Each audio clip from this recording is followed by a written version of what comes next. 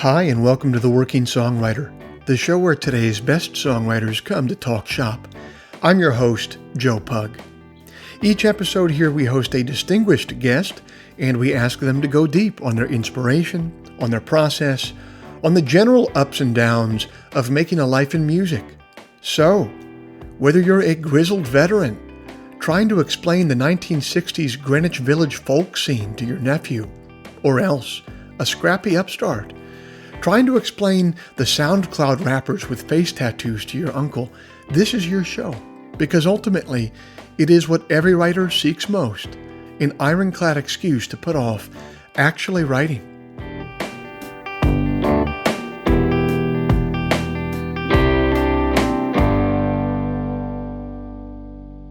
Hey everybody, it's the first Friday of June 2021, and I thank you for joining us. This week's show is brought to you by Bandzoogle. Built by musicians and for musicians, Bandzoogle is an all-in-one platform to build a beautiful website for your music. I'm old enough to remember when you had to pay somebody called a web developer to get a website made, and it would always be some guy named Benji who drove a Toyota RAV4 Eddie Bauer edition with spinning rims, who was always trying to sell you Everclear packaged in Deer Park water bottles. And old Benji would charge you about $1,000 for a website that would be obsolete in 6 months. But it's the future. Now, you guys, that's not how it works anymore. We're allowed to have nice things now. One of those nice things is Bandzoogle. Bandzoogle powers the websites of tens of thousands of musicians around the world, from weekend warriors to Grammy winners. All the features you need for a professional website are already built in. Hosting and a custom domain name, dozens of fully customizable design templates, tools to sell your music and merch commission-free. It's a wonderful product. The Working Songwriter podcast listeners can go to bandzoogle.com to try it for free for 30 days. Use the promo code TWS, the initials of our show, TWS, to get 15% off the first year of any subscription.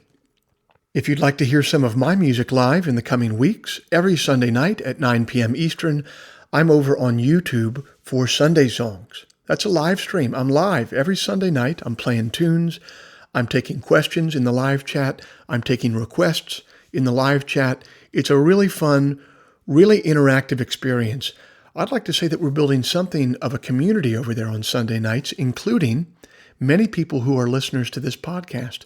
So come on over and be a part of it every Sunday night, 9 p.m. Eastern, YouTube. Head to YouTube and search for Joe Pug, or go to joepugmusic.com and simply click on the live stream tab.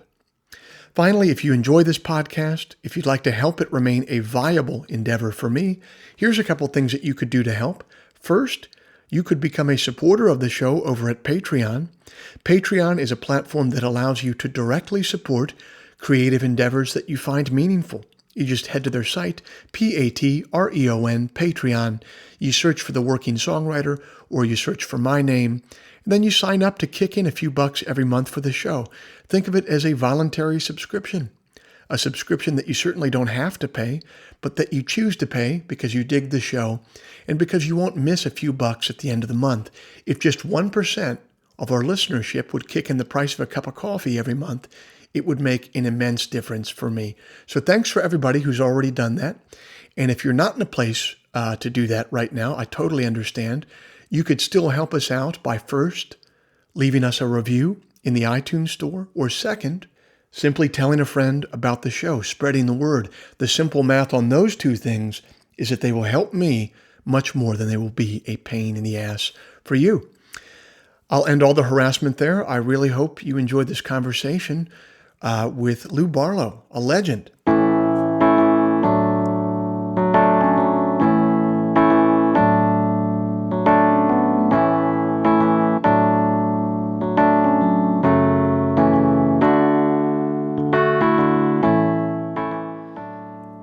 Our guest this week has been a pillar in American music for going on 4 decades.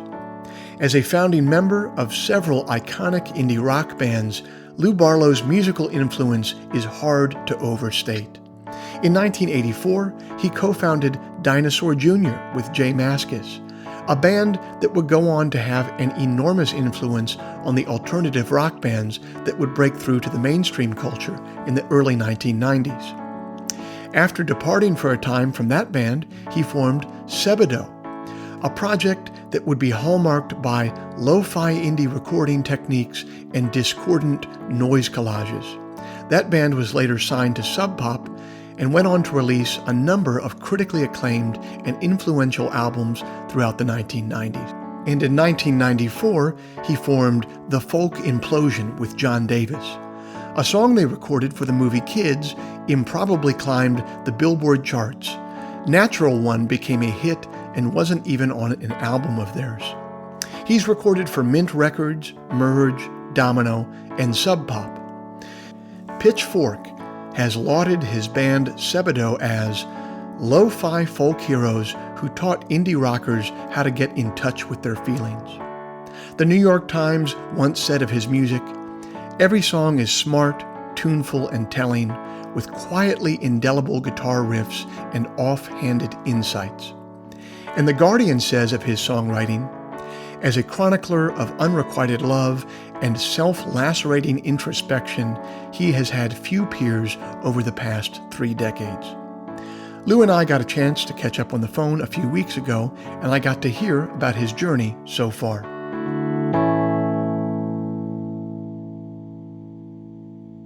Lou Barlow, thanks so much for being on the Working Songwriter podcast. If you would, take me back to Massachusetts in the 1980s. Can you kind of describe for us what the cultural milieu was that you were coming of age in at that time? There's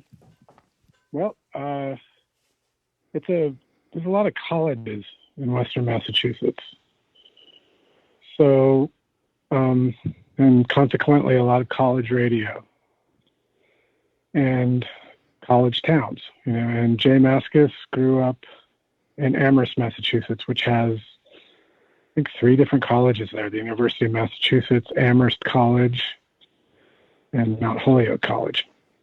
And sort of the center, kind of cultural center of that area, there's a lot of farmland around it. I grew up in a town called Westfield, but there was a town sort of in the middle of all this called Northampton. It still is, obviously, but that's kind of where the cool record store was. I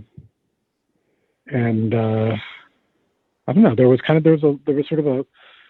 a few clubs that had, sort of national touring acts coming through. There was a lot of college radio, like I said. So there was a lot of, you could hear a lot of like alternative music, before it was called alternative, when it was just called college rock or whatever. All of that was there was dozens of, a dozen radio stations at least, left of the dial that played all of this,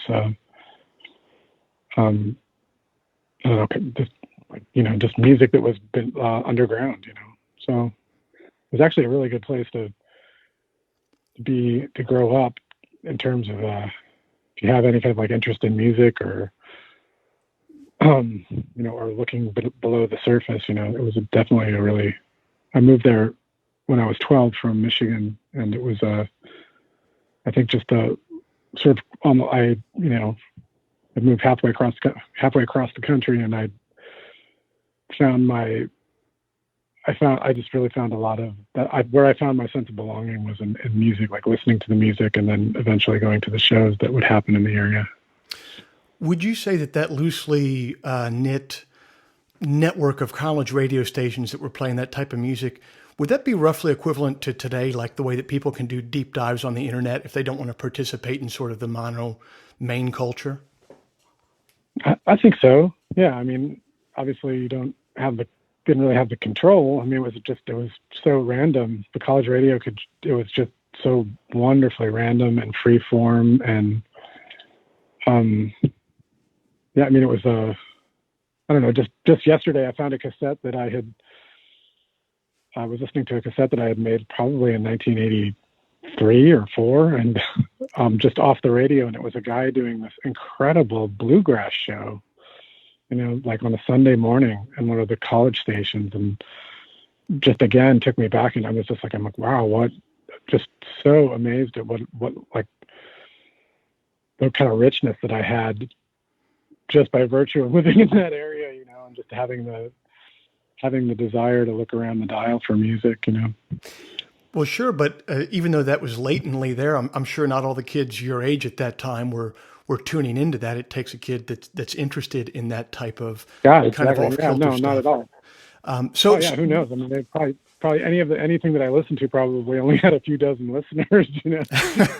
So, I mean, it was one. I mean, just for me, yeah, it was just as for me, it was just such a wonderful thing to disappear into and to sort of escape the difficulty of trying to, I don't know, find friends at, as a 12-year-old. Fair enough, right? It's rough. Because you were new to town. So besides this very interesting bluegrass show that came on that you were remembering the other day, what sort of bands do you remember hearing on those sorts of stations that had a primary impact on you? The Dead Kennedys was a big one. I heard a song called Holiday in Cambodia on a Connecticut radio station because I also could pick up those where I lived. It's just absolutely mind-blowing. It's an incredible song. I heard Joy Division for the first time on college radio. I heard there was sort of the beginnings of the hardcore punk rock scene, like in 1981.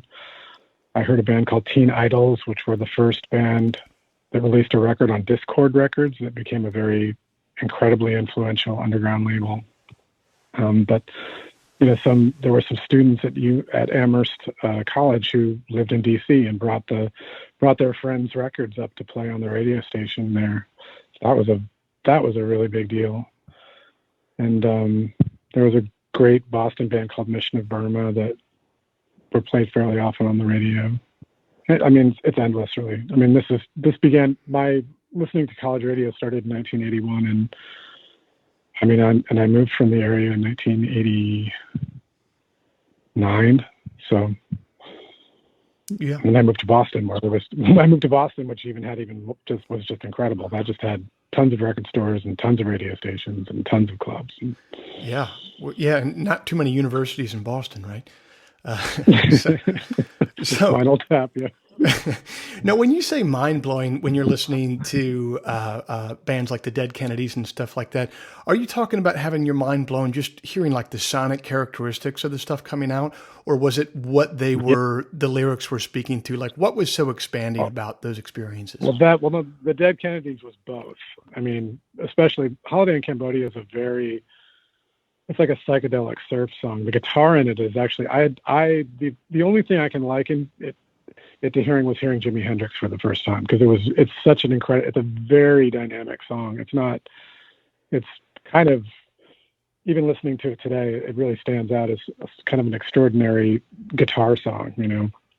It was sort of this really cool, like surf rock, but really hyper, like surf rock infused with like feedback. It was like almost like Link Rig on nuts, just like really crazy. And then of course the like lyrical and the vocal delivery is savage. Yeah. And the lyrics are extremely, I mean, it would be hard to actually think. I mean, you couldn't get away with even doing those lyrics now, the way they're so intense. And anyway, so that was both. That song in particular, that was texturally and philosophically just a real brain rearranger. It's interesting to me that you'd link Hendrix in there with sounds like that, because intellectually you wouldn't think off the top of your head that there's a huge connection between Hendrix and bands like that. But when you think of it on a larger level, even going back and listening to Hendrix today, he becomes more and more of an alien as time goes on, because it's just, oh yeah. I mean, I'll go like 4 or 5 years without listening to Hendrix or whatever, and then I'll turn it on again, and it continues to have that quality that just astonishes. When my wife and I hooked up, she had inherited her parents' record collection, which wasn't huge, but it was pretty amazing. It was from the 60s, and I was going through it, and I'm like, oh my God, it's a mono version of Are You Experienced? And I'm like, oh, I'll just slide this on. And I'm like, oh my, it sounded, I mean, it's savage. That's the only way. I mean, like, and I mean savage just in the sense that it was like, it's just so powerful, so like he's. I can't say. I never say this word right, but it's virtuosic. Yeah. Virtuous. I mean, it was it's like such an incredible combination of being groundbreaking and skillful, and then also just like really heavy. Yeah. And the mono version in particular, I was not even myself as I think I was 48 when I found that record. I found the mono version. I was just, man. Yeah. Incredible. Most people who are that, and I'll try to pronounce it myself, virtuosic as technicians, they never happen to have that same virtuosity when it comes to like composition. So you listen to somebody and it's like, yeah, that guy can play the hell out of the guitar, but it's nothing compelling. And then when you listen to him, you hear this insane combination of those two qualities. I know. I know being a guitar, like being like a great guitar player, a songwriter, a composer, it's true. It's rare. No, it is. So when did music being a path forward sort of become an option for you? Did it occur to you all at once, or was it a more gradual thing? How did that path open up for you? I guess if you say like a path forward, like as to like, defining my life or becoming my job or my career, that took a while because I never really, and especially when I was hearing this music that was exciting me so much, my first thought wasn't like, oh, I'm going to be in a band and I'm going to tour the country. That wasn't anything that I thought of. But I did want to form a band. I did want to have that. I wanted to be, because there was such a community, like the very first show I went to see was, 3 local bands at a local, a local porn theater actually. And like on a Sunday afternoon, there was 3 local bands that played, and one was a new wave band, one was a punk band, and one was almost like an early hardcore band.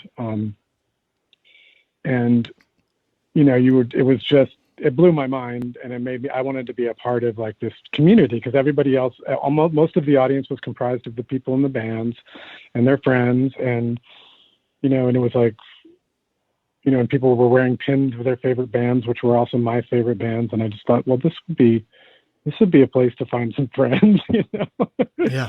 Maybe this is where I can, this is what I can belong here. And also by extension, by being involved in your local scene, you become involved in this sort of burgeoning national scene too, that you can read about. And that at the time I was reading about in magazines like the New York Rocker and Trouser Press and the Bob and, things like that. And even like Rolling Stone would touch on it here and there. Even just the back of the Rolling Stone, you could see ads for, independent labels. And anyway, it was like this larger world that was like, it was local, but then you by being a part of that, you're a part of like, you just sort of feel like a part of a movement, it was cool.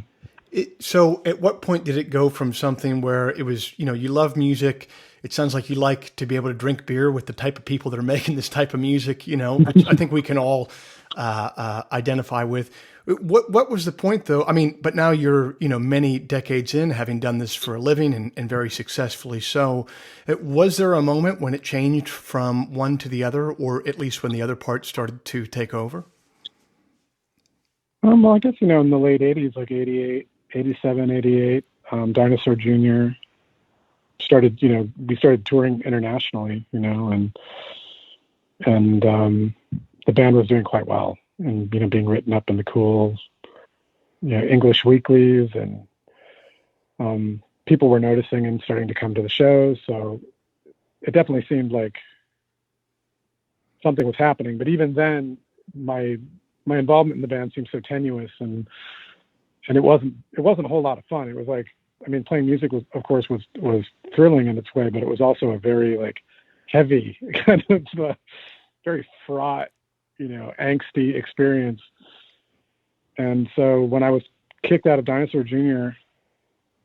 in 1989, I didn't really expect much else to happen with my life. I was working on other music, and I had another band called Sebadoh at the time that were doing like home recorded things. And I was starting to I was starting to write my own songs, and I definitely loved recording and writing, but I was doing it on such a kind of crude level that I wouldn't have ever entertained the idea that it could take on a life of its own, or a life even similar to what happened with Dinosaur Jr.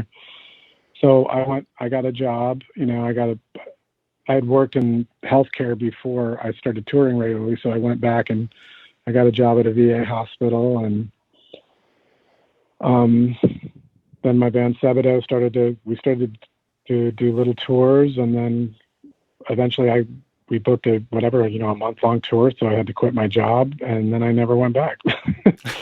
even though the band wasn't, we didn't start doing that well, but my girlfriend at the time, she graduated college, and I ended up moving to Boston with her, and she kind of supported me while I was sort of getting to my feet again as a musician and being in bands, and the music just took over. And then I never went back to the workforce after that. I like how you don't count the music business as part of the workforce. I think you're exactly right. Now, before we get too ahead of ourselves here, you mentioned doing that touring with Dinosaur Jr. there, even though your position with the band was, as you described it, kind of tenuous at that time, as things were kind of exploding for them. Was it heady at all for you to kind of experience that, to go from, hey, I'm in this small college town playing tunes where the audience is comprised of everyone in the bands, to now I'm over in Europe and there's my pictures in a magazine and there's a bunch of strangers coming to shows? It didn't. Heady wouldn't be the right word. Because it wasn't glamorous. I mean, this was especially going to England and Europe, like in the late 1980s. It was a different place. Going to England, I'll just say specifically, going to England was like going back in time. I mean, we were like, you would be playing these clubs that were just, really falling apart, and everything is like wet. And all the faucets are cold, and the food is all weird and congealed, and it's just dark everywhere. It's just dark, and it's like the clouds are hanging heavy in the sky, and there's just this sort of sense, this sort of like real. It was exciting for sure. It was like, but it was also like, then the people that we met were like, but they were like us. I mean, I did have the occasional run-in with like people whose music that I liked, but they were so serious and miserable. I mean, everything was so.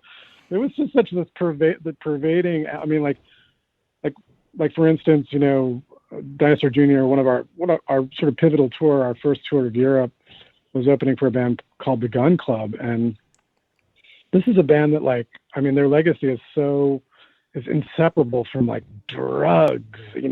And this is like the guys that so they were attracting people that I had known about, from bands like Einsturz and Know About and then the Bad Seeds and things like this. But these people were like dressed in suits with these, and they looked like, on death's door.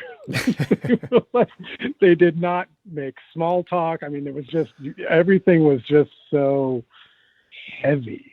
It was just so to say that it was heavy, like, woo, it's like, it wasn't. It was just, yeah. It was like, you're in the back of a van rattling down the Autobahn, and getting to your show, like, at dusk, in these mysterious clubs and squats, and this, it was, heady is not the word. I mean, the word, but it was exciting, but it can only be so exciting because the personal relationships and the band were so dismal at the time that, we just carried our terrible little vibe that we had developed in Massachusetts everywhere we went. So our little cloud was over us everywhere.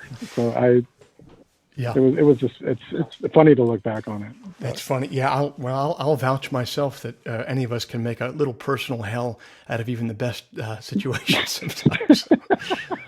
We have a remarkable ability to do that. Yeah, no, I'm a professional at that.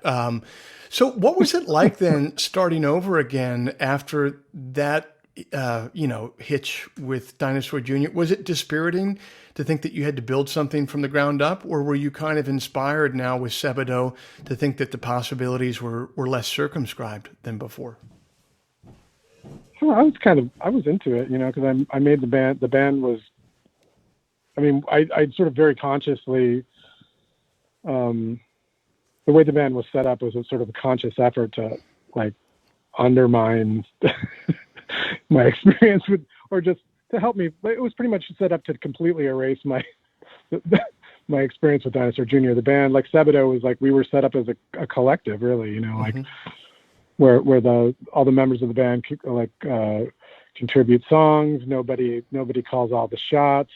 All the money is split 3 ways equally. It's like everything was just. It was like, everything is done by committee. All of those things, of course, have their own complications, as I would, soon enough find out.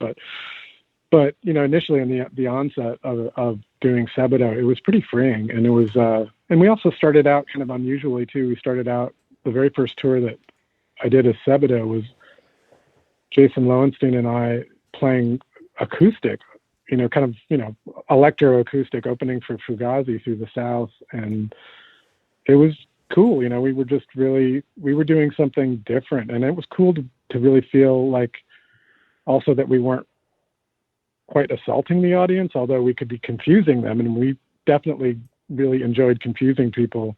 And our shows were incredibly erratic.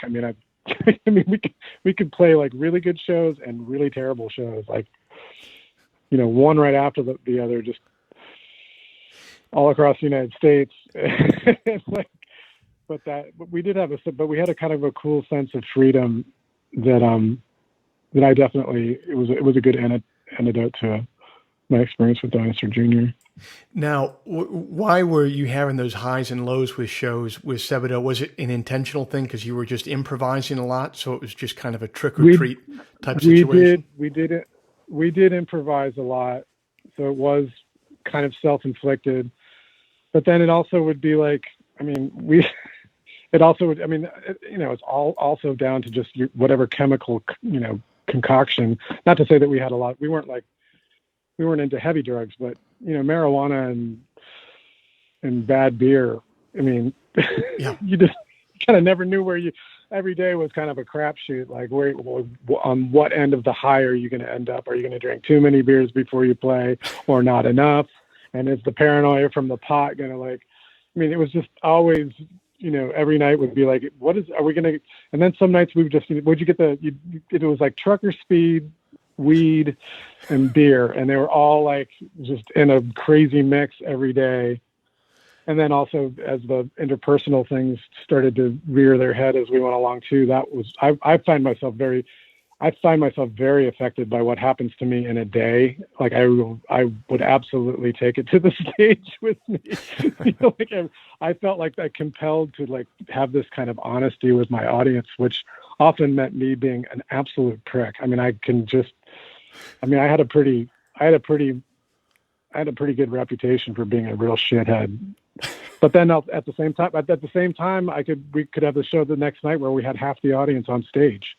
Right. And had the most amazing, had a wonderful experience, and the sound was good that night. And you had a sound. That's the other thing too, is you throw in all of this stuff, and then you also throw in who's going to be the sound man at the gig? Is it going to be the guy that's been doing it since 1974 right. and who hates you, or is it going to be some cool punk rock guy who was, what's it going to be? What are you going to get that night? And is the club owner going to pay you, or is he going to, it's like, are you going to?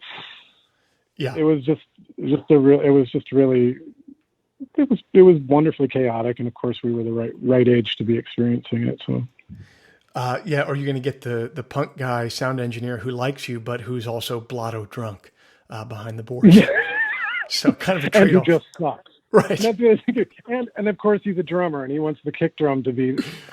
The kick drum is the only thing in the fucking mix. Well, now you mentioned that there are sort of you have found that there are limitations about running a band in sort of that communal way. What are those limitations that you found? To me, in some ways, it sounds like That sounds like a sort of Garden of Eden sort of situation. Everyone's making the same amount of money. Everyone has the same amount of say. What could possibly go wrong? Well, it just depends on the individual personalities. Right. I mean, with some people it works beautifully, and then other people. I mean, some people just cause shit no matter what they do. There's people. It's like if you have that friend that every time you go somewhere with them, he ends up like fighting with somebody. I mean, it's like if you have a person who's just contentious and like brings that with him. And I found like, I could see. I mean, I was very attracted to, one of my early Sebadoh bandmates because he was contentious and I loved it. I loved the way he would walk into any situation and stir shit up. And he improvised. I just loved how he and I was like, I want to hang out with this guy.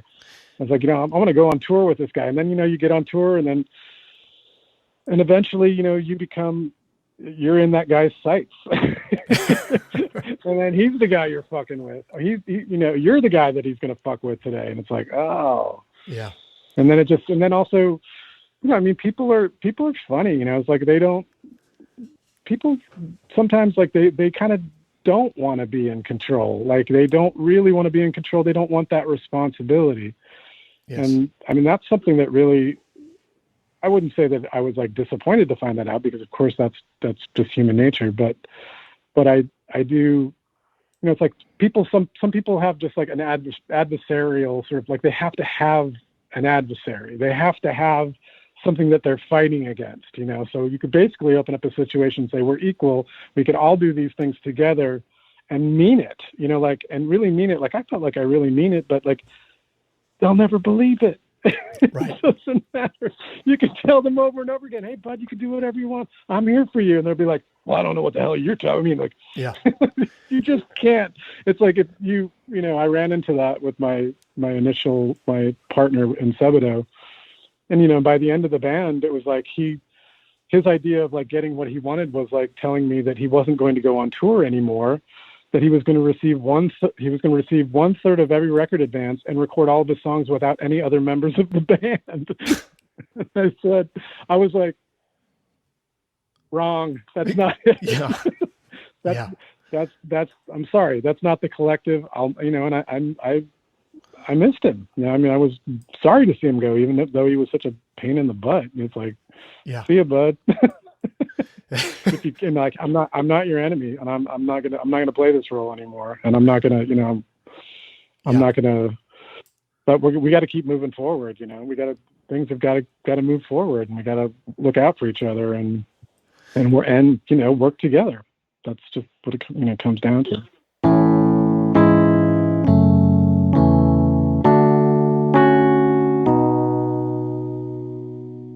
Are you stuck in a rut? Are you tired of listening to that Jimmy Buffett 20th Century Masters CD over and over again and need some new music? Are you sick of making hamburger helper beef stroganoff for dinner every night and you want something new to cook? What you are looking for, my friends, is the Enthusiast Digest. That's my monthly newsletter, which arrives in your inbox the first Sunday morning of every month, bursting with musical recommendations, poetry selections, recipes and cooking techniques for my favorite dishes, and items of general interest culled from the vast cesspool that is the internet. The Enthusiast Digest is free to subscribe to. If you dig the poetry that you hear on this show and the artists that you're hearing from, you'll dig the newsletter because I approach it with the exact same sensibility of curation. Go to joepugmusic.com/newsletter today to sign up for free. That is joepugmusic.com/newsletter. It takes approximately 15 seconds to sign up for a free newsletter that will enrich the first Sunday of your month with a veritable cornucopia of new and delightful recommendations. That's the Enthusiast Digest, the first Sunday of every month. Sign up for free at joepugmusic.com/newsletter.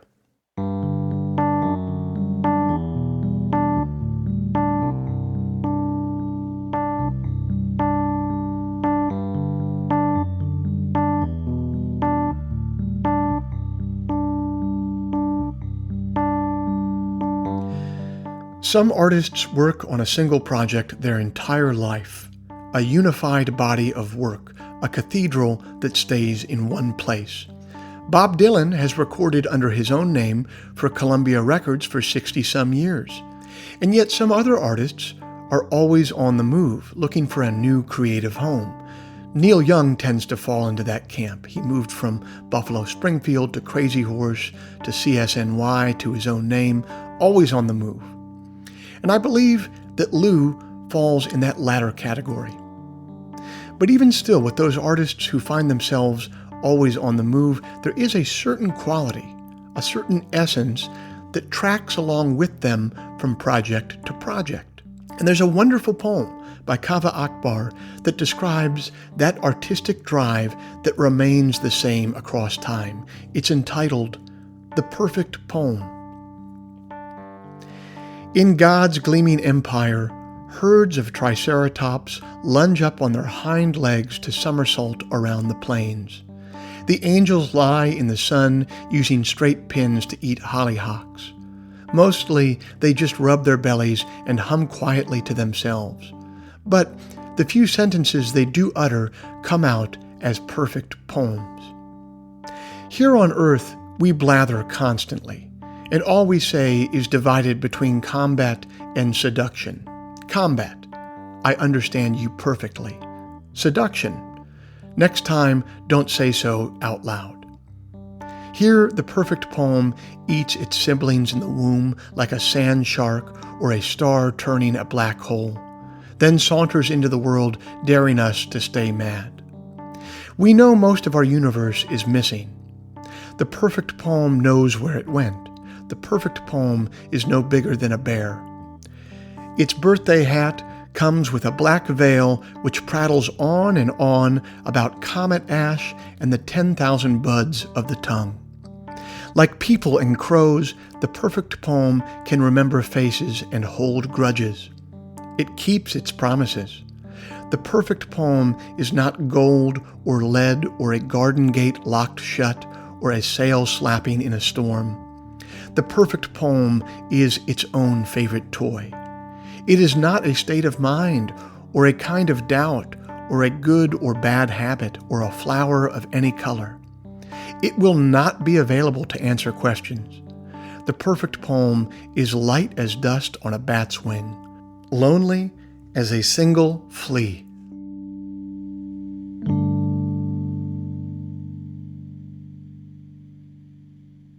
You continued to move forward there through the mid-90s, and you were working with your other project, Folk Implosion, which is really interesting to me because everything that you've described up until now, you were in this very like indie, underground, left of center world, and then Folk Implosion ends up having a hit that really crosses over into mainstream American culture. For a while, I would have been 12 or 13 at the time. I remember that song. WHFS was my station outside of DC, and and that was a mainstay. You guys were a mainstay on that station for a while. What was it like to kind of? You were describing earlier some bandmates going from the outside looking in, as far as being able to control a band.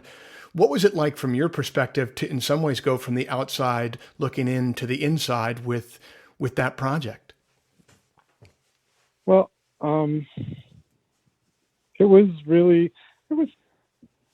kind of sad because the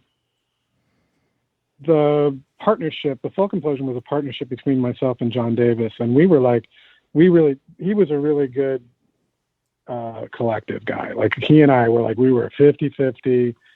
We collaborated on the songs. I mean, we would just sit there and swap ideas back and forth, sing to each other. We would tweak lyrics together. We had a really cool collaborative friendship, writing partnership. And, and it was just great. Like every time we were doing something new, it felt like we were, breaking new ground. And it sort of culminated with, Natural One was not the culmination of our collaboration. We actually went on to do a couple of pretty good records after that. But Natural One was definitely that was us in the studio, back and forth, the electricity between us.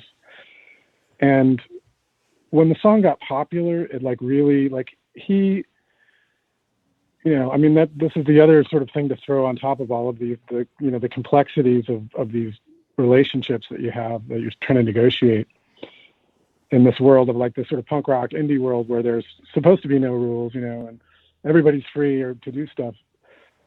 But it also brings up sort of the specter of mainstream acceptance really can throw some people who come from that world into a real like tizzy. They're like, I don't know how do I balance my, my sort of, I don't want to use the word politically correct, but how do you balance kind of this DIY politic with then being a song being like, on the Billboard charts and being offered tours with White Zombie and the song showing up in, I mean, how do you, and my partner he definitely was very conflicted by that. And so that was, and it had a way, it did end up like contributing to like sort of the band unraveling, ultimately, which was unfortunate, but we did have a really wonderful run.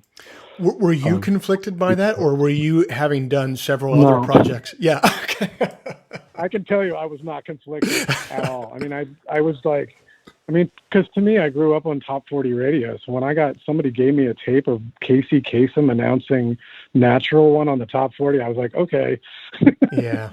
I'll take that. And the other thing about the Folk Implosion, the thing that we had is that we had anonymity. Like nobody knew who we were.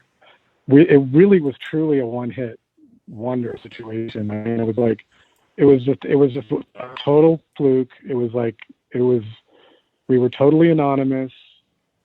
People didn't, it was a great way to have a hit, to be anonymous and no one, it was from a film soundtrack, so it wasn't from an album. It was like, we ended up doing 2 records. We were in the midst of doing a record when the song became a hit, and then we did make one major label record, big, Interscope Records, Jimmy Iovine, all that crap. But that record sank like a stone, and that was it's just like we got dropped. So it's like, but I just enjoy. When I look back at all that stuff, it's like I think I had the best time of anybody. Having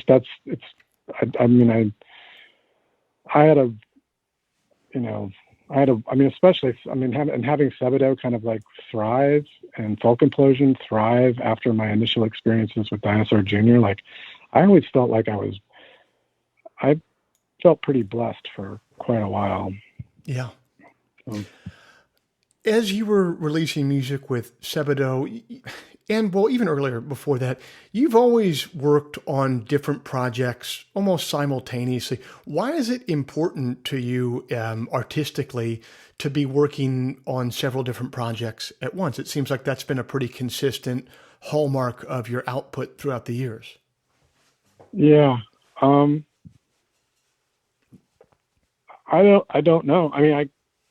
I guess it's just the nature of each project. Like Sebadoh, like I said, was a collective, so it really only required, for a record, it really only requires like 7 or 8 songs from me. It's not a whole lot.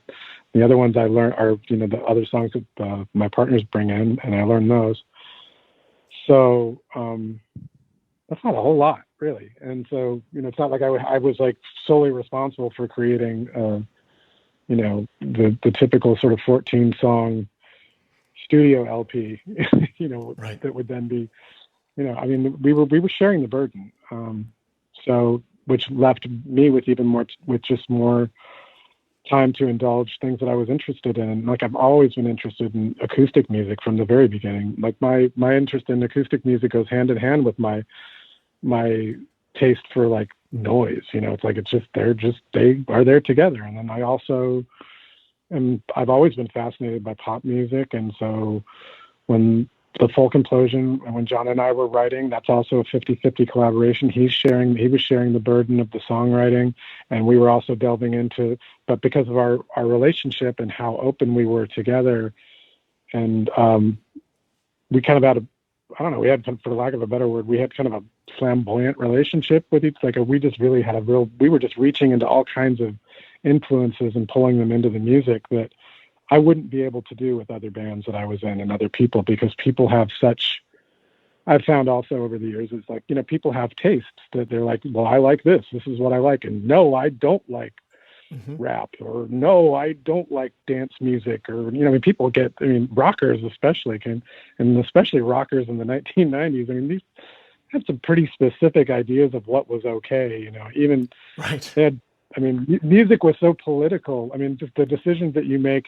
in terms of your production were almost political decisions. Like, gee, that sure is a lot of reverb on the snare, like this is like, these things were like, major statements. And so, with Sebadoh, I worked with the people that I work with were very like, it was like, everything had to be dry. Everything had to be like, and I couldn't, if we were on tours in the van, like if I put on like the stuff that I like, Slow Dive and Ride and all these UK or these English shoegazer bands which were happening at that time, like that was like outside the comfort zone for like a lot of indie rockers I knew, and which was, it seems ridiculous now, but so anyway, I've always had a very, like, my taste for music is like really all over the place, and I kind of don't have any. I've really bristled at the ideas of ever having any rules, because that's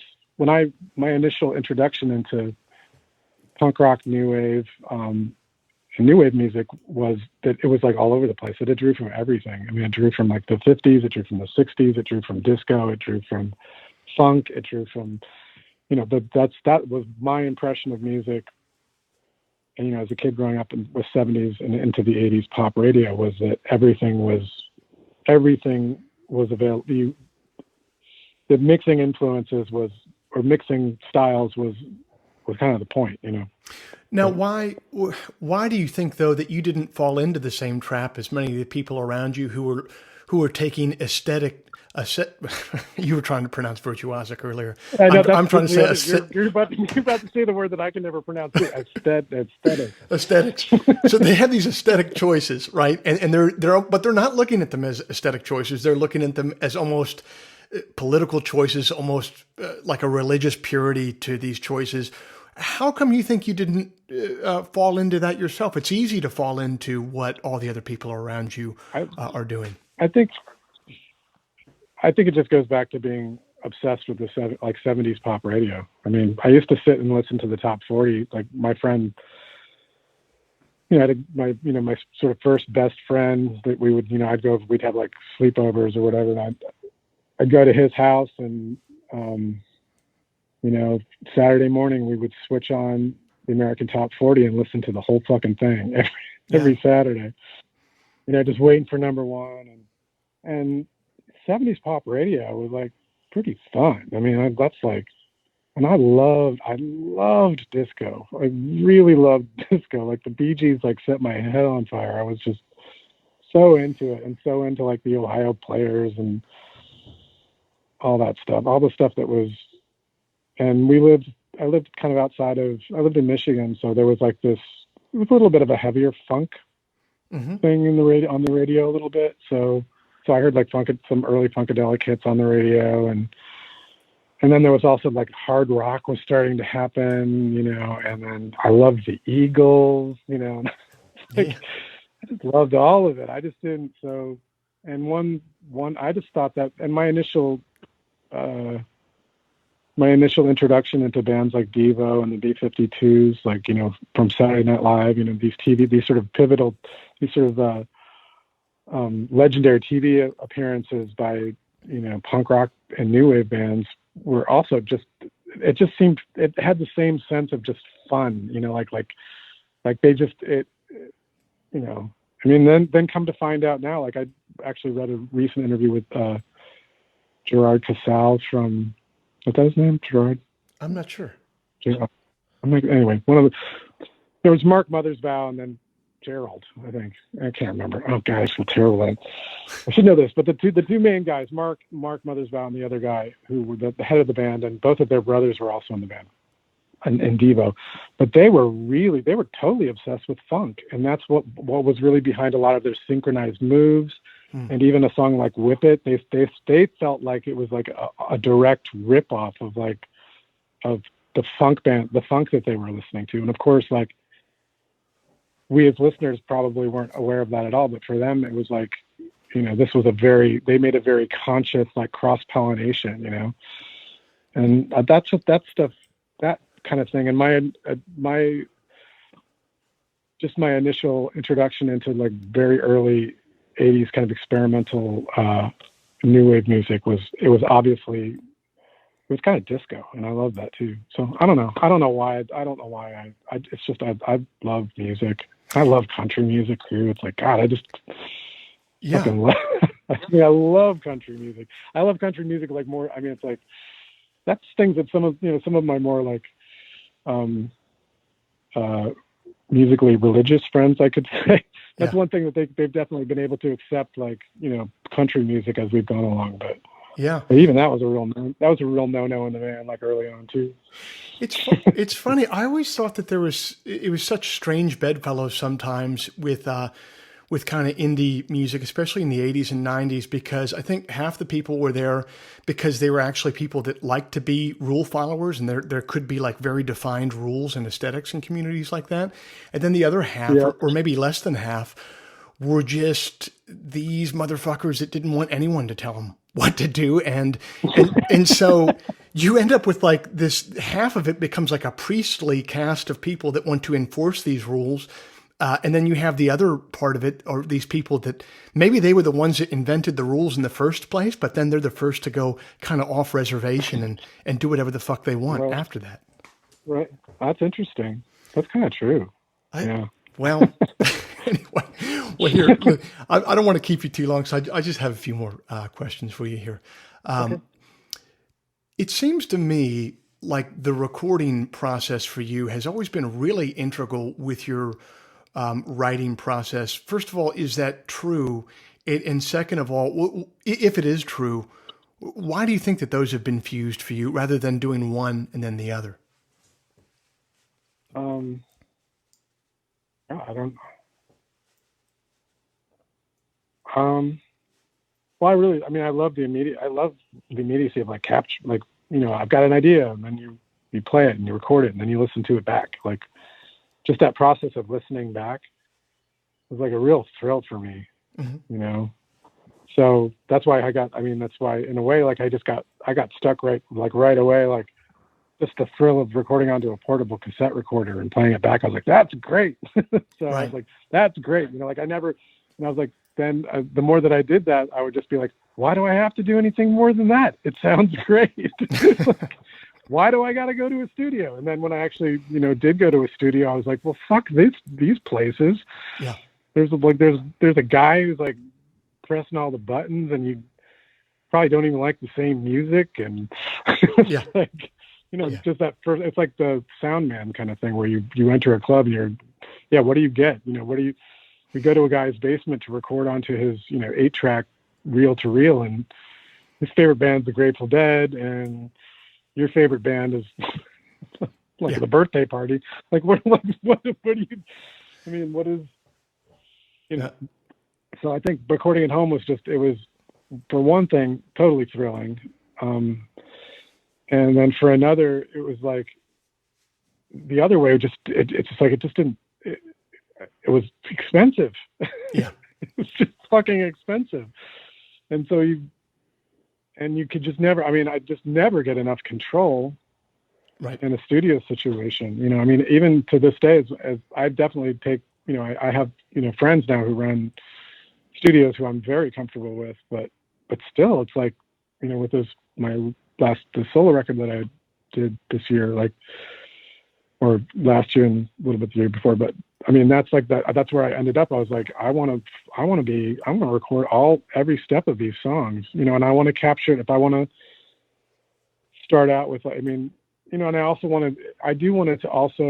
I want the writing process to go hand in hand with the recording process. So if I do like an early version of the song and it's not sounding that great, I'm not going to finish the song, I'm going to I'm going to get it to a point. I don't want to, I'm going to work on and tweak both of them until the song and the atmosphere, the texture of the song are integrated, Yes.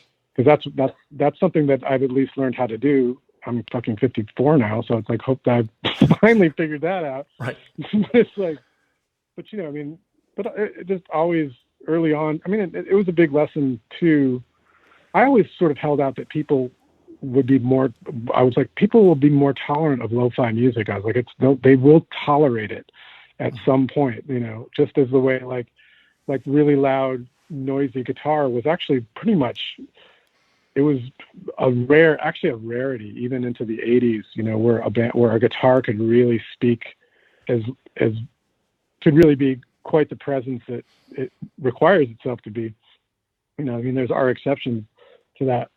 But overall, it's like even you see a band like the Ramones where the guitar sound just became, more and more controlled and tamed over the course of the band's career. Well, there are exceptions to that, of course, too. But anyway, there's to capture something at its kind of wildest is super difficult to do. But I always kind of felt that lo-fi would find its way, and that's why I did a lot of early Sebadoh records were just these raw, like we were just, here's like, here you go, world. Here's 33 1.5 minute songs, Right. all recorded on portable cassette decks and or 4-tracks. Yes. And take that. And people were like, what the, that's the most self-indulgent shit ever. But then, now looking, it's like once Sebadoh kind of got rolling, and then, bands like, Guided by Voices, who've been going on, they're a long time band, but they became an indie rock band, out of being, a rock band over the years. They became an indie rock band, and they did their, like, here's our 45-second, album with 45-second songs. And people were like, fuck yeah, that's great. It's perfect. Right. Because people's ears and the expectations had been, so sort of slowly altered to a point where they could do that and go like, hey, you know what? This sounds great. And it couldn't be any better than this. Taking it to a studio is not really what even the mass audience wants to hear you do at this point. Yeah. No. It's like the difference sometimes between like fine dining and street food, where it's just like, man, I've had some street food because I know exactly what it is, and that's what I want in that moment. It's what you want. What are some of the writing habits and recording habits that you've left behind as you've gotten more experience? What have you gotten better at in that process over the years? I don't know if I've left anything behind, to be perfectly honest. I'm actually going backward.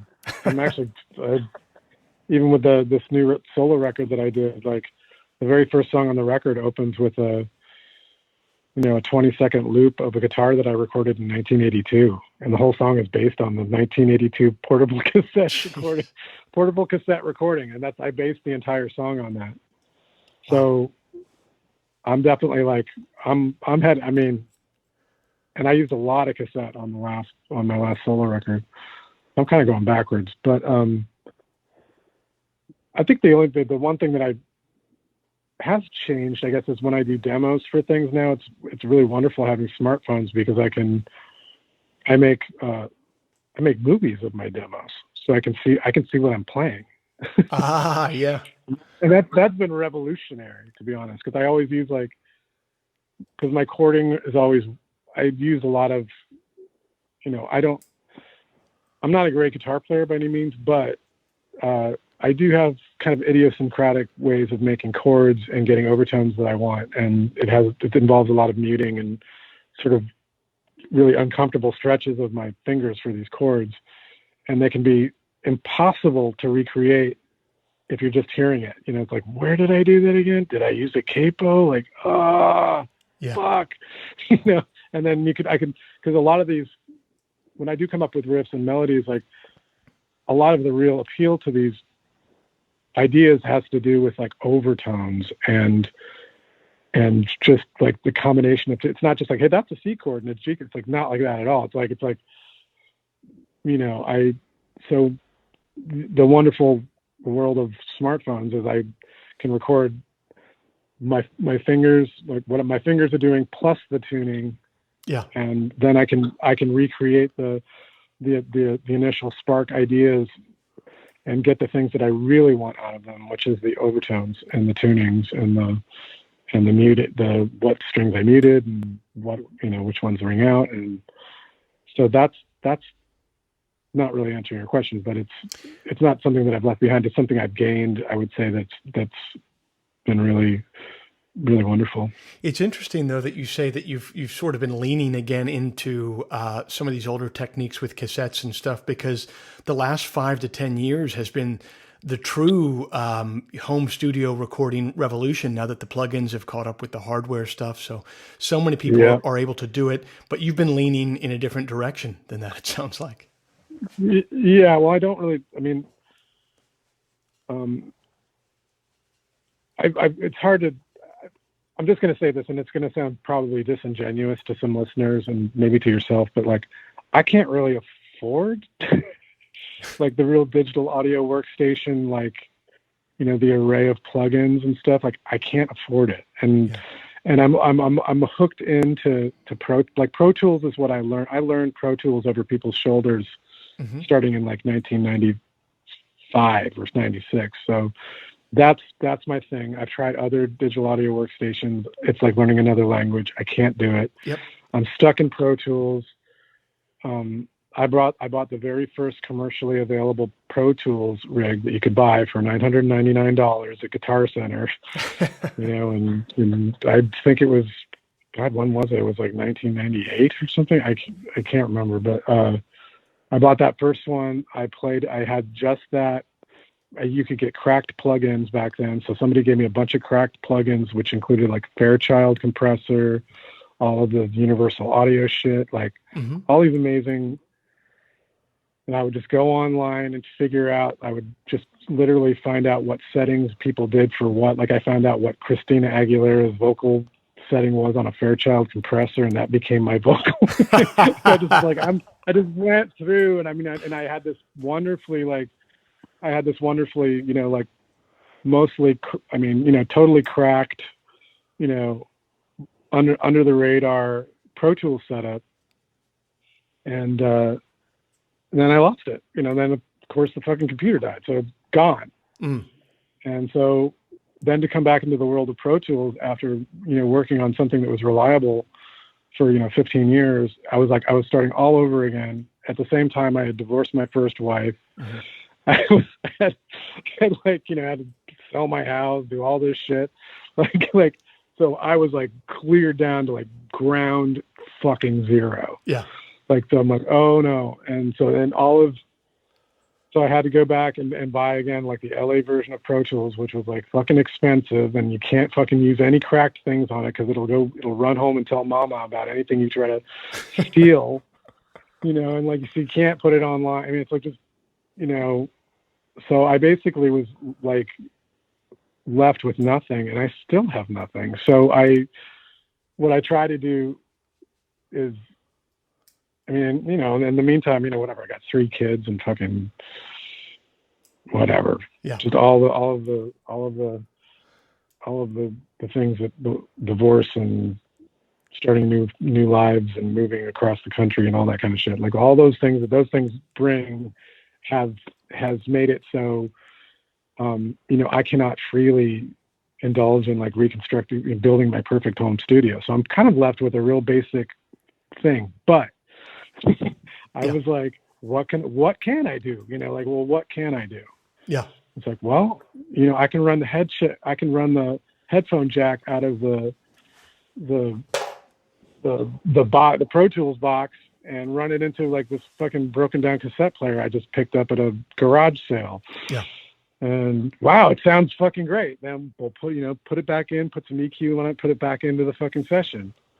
Oh no, I just peaked out at 16 tracks. Well, that's good because you don't really want to think about anything more than 16 tracks, And so, I found ways to like, it was pretty fun. And then also I'll finish these sessions, 16 track sessions. getting everything that I wanted to get in on there, and then I take it to my buddy's studio, and Right. we mix it there. So, Right. Well, and now it all all works that's out. left is trying to figure out what Christina Aguilera's vocal chain is on a Fostex tape machine, I guess. Well, the wonderful thing about Fostex is it just makes everybody's vocals just It sound does. perfectly. I mean, either depending on where you're coming from, either terrible or wonderful. But it's nothing that EQ. It's nothing that EQ can't fix. That's all I gotta say. Nothing at all. Well, we're honored that you'd stop by our show. Lou Barlow, thanks so much for being on The Working Songwriter. Oh, you're welcome.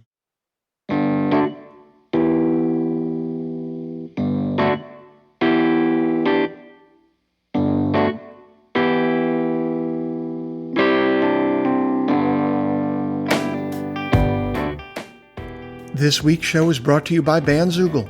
Built by musicians and for musicians, Bandzoogle is an all-in-one platform to build a beautiful website for your music.